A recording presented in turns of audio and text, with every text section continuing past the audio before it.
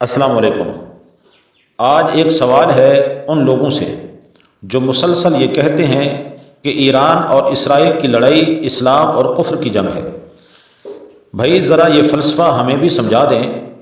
اگر اسرائیل سے لڑنا واقعی اسلام اور کفر کی جنگ ہے تو پھر یہ کیسے ممکن ہے کہ ایران بھارت کو اپنا دوست قرار دے؟ بھارت وہی ملک ہے جو اسرائیل کا سب سے قریبی اتحادی ہے۔ بھارت وہی ملک ہے جو پاکستان کا کھلا دشمن ہے، اور بھارت وہی ملک ہے جس نے کشمیر میں مسلمانوں پر ظلم کی ایک طویل تاریخ رقم کی ہے۔ تو سوال یہ ہے کہ اگر یہ واقعی اسلام اور کفر کی جنگ ہے تو پھر اسرائیل کا دوست بھارت ایران کا دوست کیسے بن گیا؟ ایک طرف بھارت کو دوست کہا جا رہا ہے اور دوسری طرف امریکی اڈوں کا بہانہ بنا کر خلیجی ممالک کو نشانہ بنایا جاتا ہے جہاں لاکھوں اہل سنت مسلمان آباد ہیں۔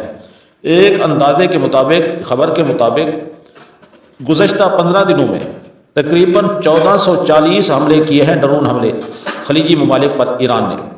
ہم یہ بھی وعدے کر دیں کہ ہم اسرائیل کی تباہی چاہتے ہیں کیونکہ وہ مظلوم مسلمانوں کا قاتل ہے، اور ایران کے ساتھ ہمدردی اس لیے بھی ہے کہ وہ مسلمانوں کی سرزمین ہے جہاں اہل اسلام بستے ہیں، جہاں سیدنا علی المرتضیٰ کرم اللہ تعالی وجہ الکریم اور خلفائے راشدین اور پنجتن پاک علیہ رضوان سے محبت رکھنے والے موجود ہیں۔ لیکن اس کے ساتھ ایک اصول بھی بالکل واضح ہے، پاکستان ہمارے لیے سب سے پہلے ہے۔ پاکستان میں پراکسی سیاست اور پراکسی جماعتوں کی کوئی گنجائش نہیں ہونی چاہیے۔ جو پاکستان میں رہے، پاکستان کا ہے، اسے پاکستان ہی کے گن گانے چاہیے، کسی اور ملک کی سیاست پاکستان میں نہیں کرنی چاہیے۔ اور ایک حقیقت یہ بھی ہے کہ آج پوری امت مسلمہ میں اگر کوئی ملک قوت، صلاحیت اور ایٹمی طاقت رکھتا ہے جو مسلمانوں کی اجتماعی قیادت کا کردار ادا کر سکتا ہے تو وہ صرف اور صرف پاکستان ہے۔ اسی لیے پاکستان کو اپنی خارجہ پالیسی بالکل واضح رکھنی چاہیے۔ ہماری پہلی ترجیح پاکستان کے مفادات ہے۔ جو ملک پاکستان کے ساتھ کھڑا ہوگا، پاکستان بھی اس کے ساتھ کھڑا ہوگا۔ دنیا کی سیاست جذباتی نعروں سے نہیں بلکہ مفادات سے چلتی ہے۔